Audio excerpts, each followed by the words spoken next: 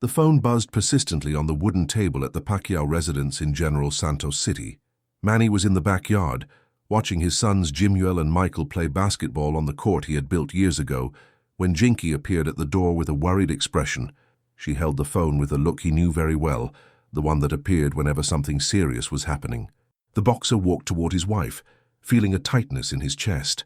In the past 15 years of his career, he had learned to recognize when storms were approaching, and this time he could feel the electricity in the air.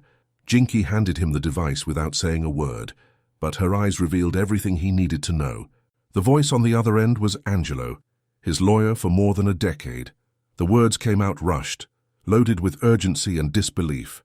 A judge in Manila had issued an arrest warrant for Bayani Santos, manager and close friend of Manny for more than 8 years. The charges were serious: embezzlement of funds destined for a charitable foundation that helped underprivileged children in Mindanao. Manny sat heavily in the rocking chair that his mother Dionysia had given him as a gift the previous year. Bayani was not just his manager. He was like an older brother, someone who had been by his side during some of the most important fights of his career.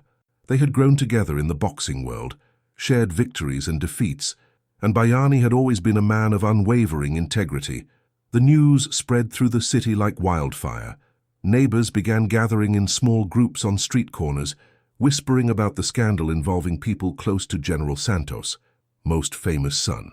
Manny could see through the windows how Isagani, the local grocery store owner, gestured animatedly while talking to other residents.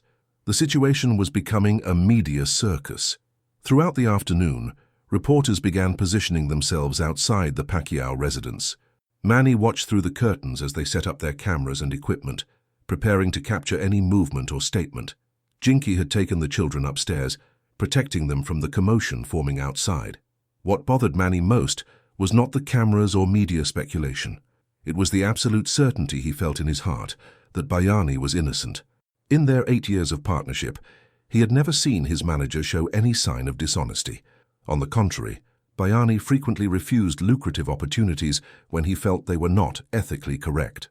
As afternoon turned to evening, Manny recalled specific moments from his friendship with Bayani.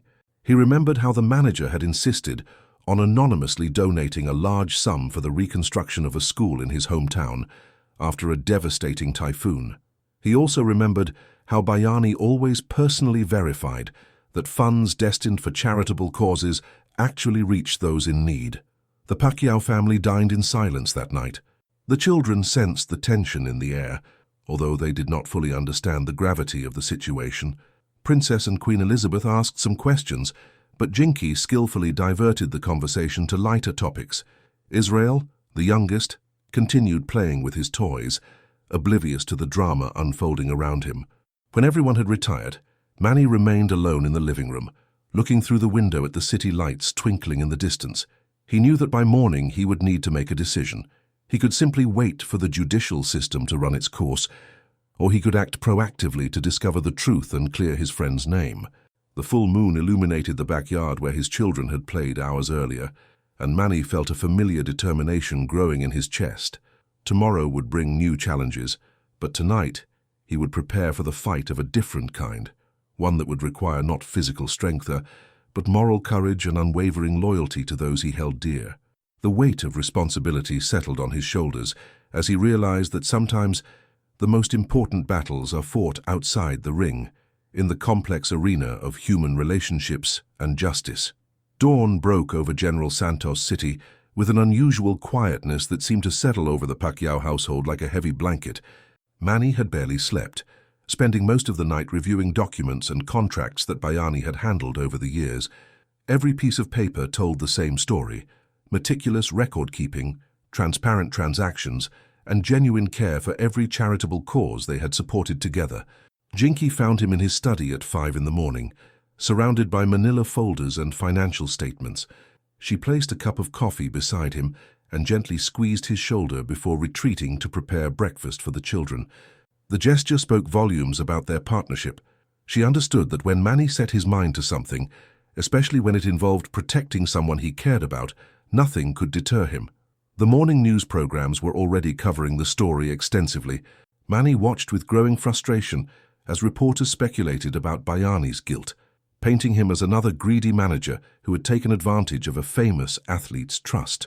The narrative being constructed was so far from the truth that Manny felt physically ill. These journalists had never spent time with Bayani, never witnessed his genuine compassion for underprivileged children, never seen him work tirelessly to ensure that every peso donated reached its intended destination. By 7 o'clock, Manny had made his decision. He would drive to Manila personally to visit Bayani and understand exactly what evidence had led to these charges. The 3-hour journey would give him time to think and plan his approach. Despite Jinky's concerns about the media attention such a trip would generate, Manny knew he could not abandon his friend during this crisis. The drive through the familiar landscapes of Mindanao provided Manny with much-needed perspective. He passed through small towns where he had held charity events with Bayani, remembering how his manager had insisted on visiting every school and community center personally. In one village, they had built a new basketball court after Bayani noticed that local children had nowhere safe to play. In another, they had provided scholarships to 30 students after Bayani spent weeks reviewing applications and conducting interviews. Arriving in Manila, Manny navigated through the bustling streets toward the detention facility where Bayani was being held. The contrast between the city's energy and his own somber mood felt jarring. Street vendors called out their wares, jeepneys honked their horns, and life continued its normal rhythm while his friend sat behind bars, accused of crimes that seemed impossible to reconcile with the man Manny knew. At the facility, Manny met with Renato Cruz, another lawyer who had been working on Bayani's case. The legal proceedings were more complex than initially understood. The accusations stemmed from a complaint filed by Ligaya Mendoza, a former accountant, who claimed that funds from their foundation had been diverted to personal accounts. However, as Renato explained the details, several inconsistencies began to emerge. The timeline of the alleged embezzlement coincided with a period when Bayani had been hospitalized for a serious illness. During those weeks, he had been unconscious and unable to conduct any business transactions. Moreover, the financial records showed that the supposed diverted funds had actually been used to purchase medical equipment for a children's hospital in Cebu, a donation that had been properly documented and acknowledged by the receiving institution. As the afternoon progressed, Manny began to understand that this was not simply a case of false accusations, but potentially a deliberate attempt to frame Bayani. The question that haunted him was why someone would go to such elaborate lengths to destroy his manager's reputation. Bayani had always been careful to maintain professional relationships and had never been involved in any controversial business dealings. The pieces of this puzzle were scattered, but Manny could sense a pattern forming. His years of strategic thinking in the boxing ring had taught him to look for weaknesses in his opponents, defenses, and he was beginning to identify vulnerabilities in the case against Bayani. Tomorrow would bring new opportunities to gather evidence and expose the truth. As evening approached, Manny felt a renewed sense of purpose coursing through his veins. The following morning found Manny in the cramped office of a private investigator named Joaquin Reyes, a former police detective who had earned a reputation for handling sensitive cases involving public figures. The walls were lined with filing cabinets and corkboards covered in photographs and documents, creating an atmosphere that reminded Manny of the detective movies he occasionally watched with his children. Joaquin had agreed to help investigate the case against Bayani, and his preliminary findings were already revealing disturbing patterns. The complaint filed by Ligaya Mendoza contained details that seemed too precise for someone who claimed to have discovered the alleged embezzlement by accident. Her statement described specific transaction codes and account numbers that would typically only be known by someone with intimate knowledge of the Foundation's financial systems. As Manny reviewed the investigator's notes, he learned that Ligaya had been terminated from her position at the Foundation 6 months prior to filing her complaint. The reason for her dismissal was suspicious financial activity. She had been caught attempting to transfer small amounts from various charity accounts to personal accounts. Bayani had handled her termination with characteristic discretion, providing her with a generous severance package and agreeing not to press charges in exchange for her resignation. The irony was not lost on Manny. The woman accusing Bayani of embezzlement had herself been caught stealing from the very foundation she now claimed to be protecting. This revelation shifted the entire perspective of the case, suggesting that Ligaya's accusations might be motivated by revenge rather than genuine concern for charitable funds. Joaquin's investigation had also uncovered connections between Ligaya and several individuals with questionable reputations in Manila's business community.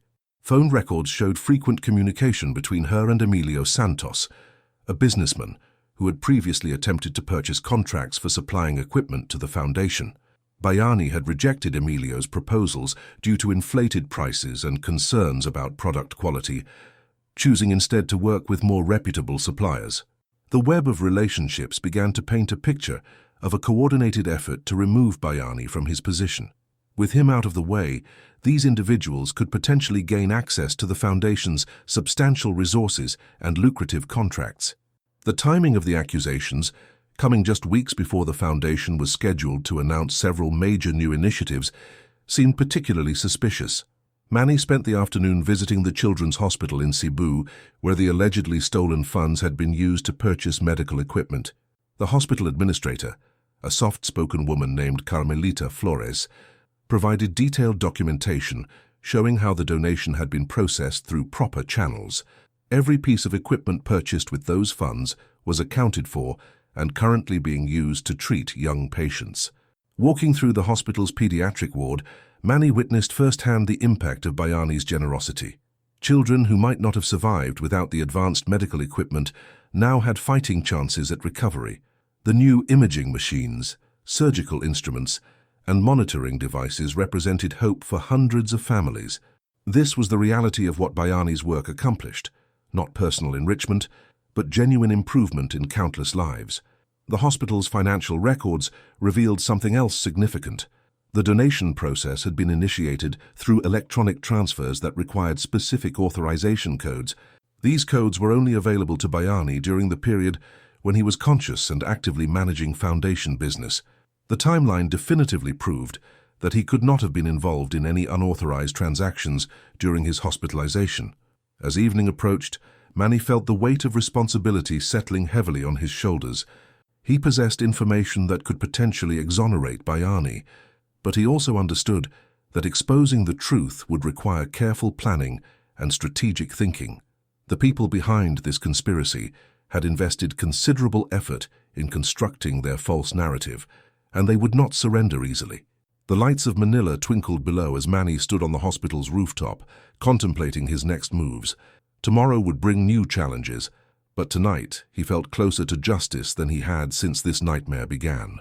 The fourth day of investigation brought Manny to a modest apartment building in Quezon City, where Joaquin had arranged a discreet meeting with Teresa Valdez, a former colleague of Ligaya Mendoza. Teresa had worked as a financial assistant at the foundation for 3 years before resigning shortly after Ligaya's termination, and her insights promised to shed new light on the conspiracy surrounding Bayani. Teresa appeared nervous as she welcomed Manny into her small living room, constantly glancing toward the window as if expecting unwanted visitors. Her hands trembled slightly as she served coffee, and Manny could sense the internal struggle between her desire to help and her fear of potential consequences. The weight of truth often demanded courage from ordinary people, and Teresa was clearly wrestling with that burden. Through careful questioning, Manny learned that Ligaya had approached Teresa multiple times in the weeks following her dismissal, attempting to recruit her into what she described as a plan to expose corruption within the foundation. However, Teresa had refused to participate because she knew the allegations were false. She had personally witnessed Bayani's meticulous attention to financial protocols and his genuine commitment to charitable causes. Teresa revealed that Ligaya had bragged about having powerful allies who would ensure her accusations against Bayani were taken seriously by authorities. She mentioned specific names that Joaquin immediately recognized as individuals with connections to political figures and media personalities. The scope of the conspiracy was becoming clearer, involving not just personal revenge, but potentially broader political and economic interests. The most shocking revelation came when Teresa produced a series of text messages she had saved from Ligaya. These messages contained explicit threats against Teresa and her family if she ever revealed what she knew about the false accusations. The messages also referenced payments that Ligaya had received for her cooperation in the scheme, confirming that her actions were financially motivated rather than driven by genuine concern for charitable funds. As afternoon turned to evening, Manny found himself in the archives of a major Manila newspaper, where Joaquin had arranged access to financial records related to various business transactions in the city. The investigator had identified patterns suggesting that Emilio Santos and his associates had been systematically targeting charitable organizations throughout the region, using similar tactics to gain control of their resources. The newspaper's database contained reports of at least 4 other cases where foundation managers had been accused of financial impropriety, only to be replaced by individuals with connections to Emilio's business network. In each case, the accusations had eventually been proven false, but not before the targeted managers had suffered irreparable damage to their reputations and careers. Manny realized that Bayani was not the first victim of this sophisticated scheme, but he was potentially the highest-profile target. The foundation associated with Manny's name carried significant prestige and substantial financial resources, making it an attractive prize for those seeking to exploit charitable organizations for personal gain. The emotional toll of these discoveries weighed heavily on Manny's heart. Each revelation reinforced his certainty about Bayani's innocence, while simultaneously revealing the calculated cruelty of those who had orchestrated his downfall. The thought of his loyal friend sitting in a detention cell, bearing the shame of false accusations, filled Manny with a determination that burned brighter than any motivation he had ever felt in the boxing ring. As he prepared to leave the newspaper archives, Manny understood that he now possessed enough evidence to potentially clear Bayani's name. However, he also recognized that exposing the truth would require more than just presenting facts to authorities. The conspiracy involved influential people who would fight to protect their interests, making the path to justice treacherous and uncertain. The battle for Bayani's freedom was about to enter its most critical phase. The 5th morning of Manny's investigation began with an unexpected phone call that would change everything. Angelo, his longtime lawyer, had received word that a prominent journalist named Rafael Delgado wanted to meet privately to discuss the case against Bayani. Rafael had built a reputation for exposing corruption in high places, and his interest in the story suggested that news of the conspiracy was beginning to spread beyond Manny's small circle of allies. The meeting took place in a discreet coffee shop in Makati, where Rafael arrived carrying a thick folder containing his own independent research into Emilio Santos and his business network. The journalist had been investigating similar schemes for months, following a pattern of fraudulent accusations against charitable organization leaders throughout the Philippines. Bayani's case represented the missing piece in a much larger puzzle that Rafael had been working to solve. Rafael's investigation had uncovered financial records showing massive transfers of money from Emilio's accounts to various individuals in the weeks leading up to Bayani's arrest. The timing of these payments coincided perfectly with Ligaya's filing of her complaint, providing concrete evidence of the financial incentives driving the false accusations. More importantly, Rafael had identified the ultimate source of funding for the conspiracy, a consortium of businessmen seeking to gain control of charitable resources for their own commercial ventures. The scope of the scheme extended far beyond what Manny had initially imagined. The consortium had systematically targeted successful charitable foundations across multiple provinces, using similar tactics to remove honest managers and replace them with compliant individuals who would facilitate the diversion of charitable funds to private businesses. The economic impact totaled millions of pesos that should have been helping disadvantaged communities, but instead lined the pockets of corrupt businessmen. As the day progressed, Manny found himself studying surveillance footage that Joaquin had obtained from security cameras near the foundation's offices. The recordings showed Ligaya meeting with known associates of Emilio Santos on multiple occasions during the weeks following her termination. These meetings provided visual confirmation of the coordination between the various parties involved in framing Bayani. The most damaging evidence came from phone recordings that Rafael had legally obtained through his journalistic contacts. The recordings captured conversations between Emilio and his associates discussing the timeline for implementing their plan against Bayani. They spoke callously about destroying his reputation and stealing resources intended for underprivileged children, treating their criminal conspiracy as nothing more than a routine business transaction. Meanwhile, Bayani remained in detention, unaware of the extensive efforts being made on his behalf. Manny's visits to the facility had revealed his friend's deteriorating physical and emotional condition. The stress of false imprisonment and public humiliation was taking a visible toll on a man who had devoted his life to helping others. Each day behind bars represented not only personal suffering for Bayani, but also delayed assistance for countless children who depended on the Foundation's programs. The weight of responsibility pressed heavily on Manny's shoulders as he realized that time was running out. The longer Bayani remained imprisoned, the more damage would be done to his health and reputation. Moreover, the conspirators were likely working to consolidate their control over the Foundation's resources, making it increasingly difficult to reverse their illegal activities. That evening, Manny made a crucial decision. Rather than continue gathering evidence indefinitely, he would take decisive action to expose the truth. The evidence he had collected was overwhelming, and further delay would only benefit those who had orchestrated this elaborate deception. Tomorrow would mark the beginning of the end for the conspiracy against Bayani. The battle for justice was about to reach its climax, and Manny prepared himself for the fight of his life. The press conference was scheduled for 10 o'clock sharp at the Manila Press Club, and by 9:30, the venue was already packed with journalists, cameramen, and curious onlookers. Manny stood in a side room, reviewing his notes one final time, while Rafael Delgado made last-minute preparations for the presentation that would expose the conspiracy against Bayani. The weight of the moment settled on Manny's shoulders as he realized that the next hour would determine his friend's fate. Outside, the media buzz was palpable. News of Manny Pacquiao calling an emergency press conference had spread quickly through Manila's journalistic community, with speculation running wild about what revelations he might share. Some reporters expected him to distance himself from Bayani, while others anticipated a passionate defense of his embattled manager. None were prepared for the systematic dismantling of a criminal conspiracy that was about to unfold. As Manny entered the main hall, camera flashes erupted like lightning strikes, and the cacophony of voices gradually subsided into expectant silence. He had faced countless press conferences throughout his boxing career, but none had carried the emotional weight of this moment. Behind him, large screens displayed charts and documents that would serve as visual evidence of the elaborate scheme to frame Bayani.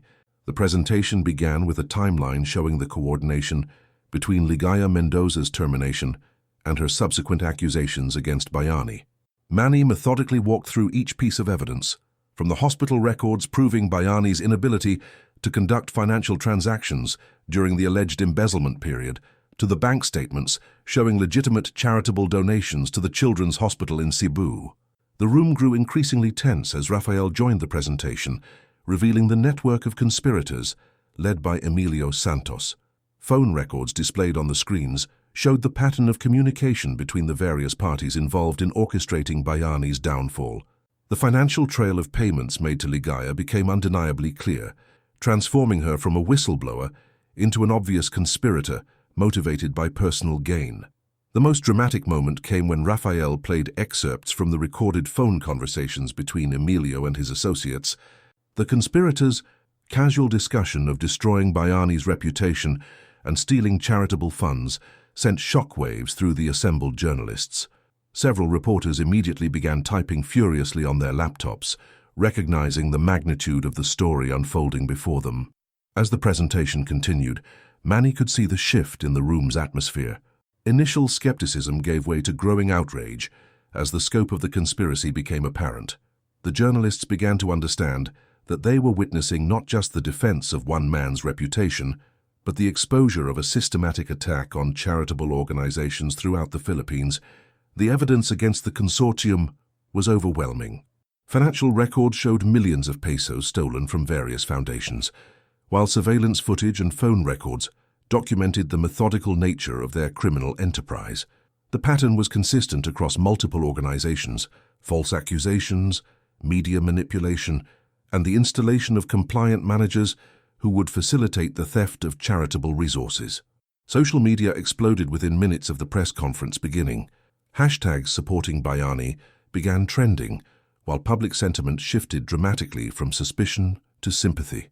The narrative that had dominated headlines for days was crumbling in real-time, replaced by a story of corruption, conspiracy E, and the targeting of an innocent man. Meanwhile, in various locations throughout Manila, the conspirators watched their carefully constructed plan unraveling on live television. Emilio Santos and his associates had underestimated both Manny's determination and his resources for uncovering the truth. Their scheme, which had seemed foolproof just days earlier, was now exposed to public scrutiny and criminal investigation. As the press conference concluded, Manny felt a mixture of relief and anticipation. The truth was finally public, but the legal battle to free Bayani and prosecute the real criminals was just beginning. The Foundation's work could resume, and countless children would continue to benefit from programs that had been threatened by greed and corruption. Justice was within reach, but vigilance would be required to ensure it prevailed. The aftermath of the press conference moved with unprecedented speed. Within 2 hours of Manny's revelations, the Department of Justice issued a statement announcing an immediate review of the case against Bayani Santos. The overwhelming evidence presented had forced authorities to acknowledge that serious questions existed about the legitimacy of the charges, and public pressure demanded swift action to address potential miscarriage of justice. Judge Patricia Morales, who had originally issued the arrest warrant, found herself in an increasingly uncomfortable position as legal experts questioned the validity of the evidence that had led to Bayani's detention. The judge's chambers became a hub of activity as prosecutors, defense attorneys, and court officials worked to untangle the web of deception that had manipulated the judicial system. By early afternoon, arrest warrants had been issued for Emilio Santos, Ligaya Mendoza, and 3 of their known associates. Law enforcement agencies across Metro Manila launched coordinated raids on offices and residences connected to the conspiracy.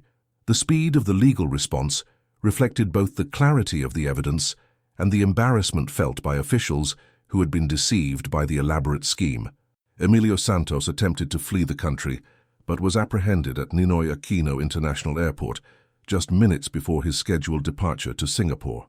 Airport security footage showed him nervously pacing near the departure gate, constantly checking his phone for updates on the rapidly deteriorating situation. His arrest sent a clear message that those responsible for the conspiracy would face the full weight of the law. Ligaya Mendoza was found at a luxury hotel in Makati, where she had been hiding since the press conference began.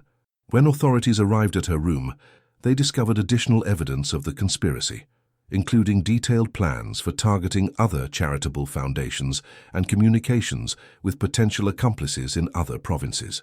Her arrest provided investigators with crucial intelligence about the broader scope of the criminal enterprise.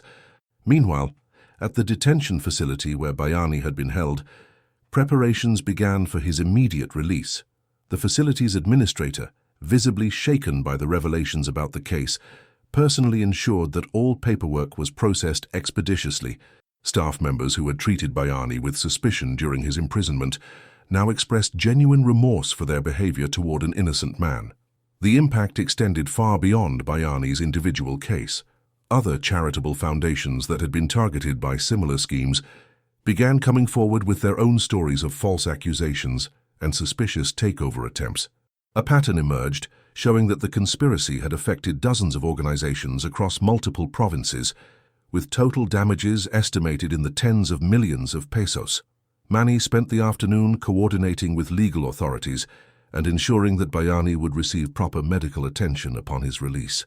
The stress of imprisonment had taken a visible toll on his friend's health, and Manny was determined to provide whatever support was necessary for recovery.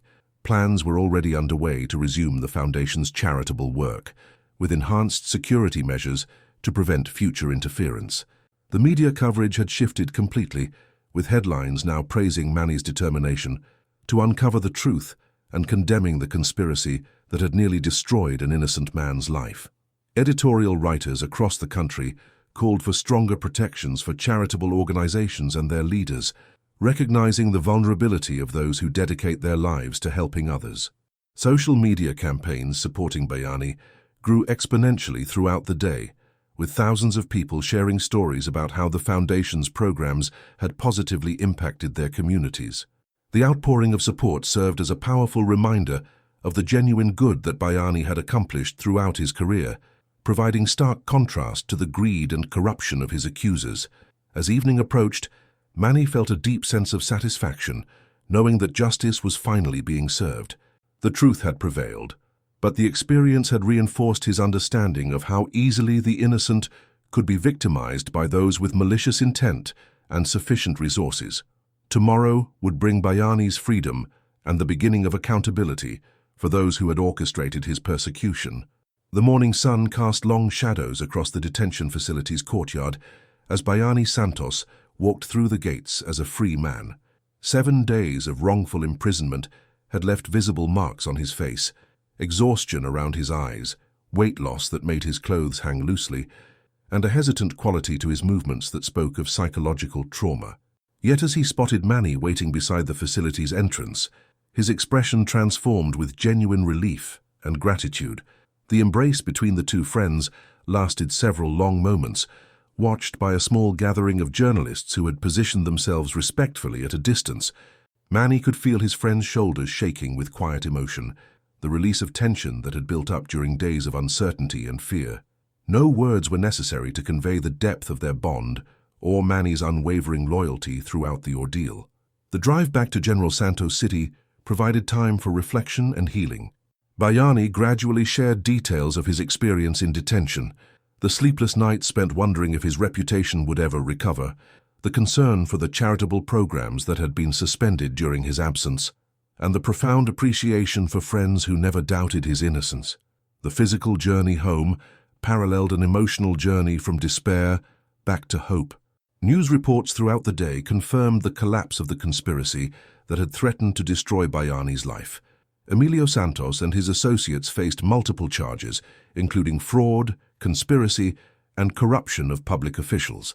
Ligaya Mendoza had agreed to cooperate with authorities in exchange for reduced charges, providing detailed testimony about the scope of the criminal enterprise. The evidence was so overwhelming that legal experts predicted swift convictions for all involved parties.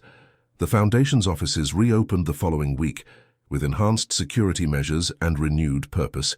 Staff members who had been forced to suspend their work welcomed the opportunity to resume programs that served thousands of underprivileged children across Mindanao.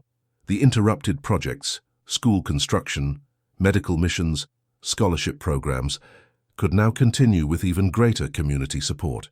Public reaction to Bayani's vindication demonstrated the power of truth to overcome deception.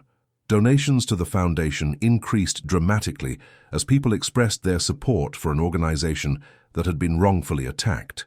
Local officials, who had initially distanced themselves from the controversy, now publicly praised Bayani's contributions to community development. The most meaningful restoration came through personal relationships. Community leaders who had worked with Bayani for years expressed relief that justice had prevailed. Children who benefited from foundation programs created handmade cards welcoming him back. Teachers at schools built through charitable donations shared stories of students whose lives had been changed through educational opportunities. 3 months later, Manny and Bayani stood together at the dedication ceremony for a new community center that had been funded through the Foundation's programs. The building would serve as a hub for youth activities, educational programs, and health services in one of the region's most underserved neighborhoods. Children played basketball on the newly constructed court, while their parents attended literacy classes in adjacent rooms. The experience had strengthened, rather than weakened, their partnership. Adversity had tested their friendship and proven its resilience. More importantly, it had demonstrated that truth and justice, while sometimes delayed, ultimately prevail when good people refuse to accept injustice. As they watched children enjoy the community center's facilities, both men understood that their work had deeper meaning than ever before. They had not only survived an attempt to destroy their mission, but had emerged stronger and more committed to serving those who needed their help most. The truth had indeed come out, and with it came redemption, renewal, and hope for the future.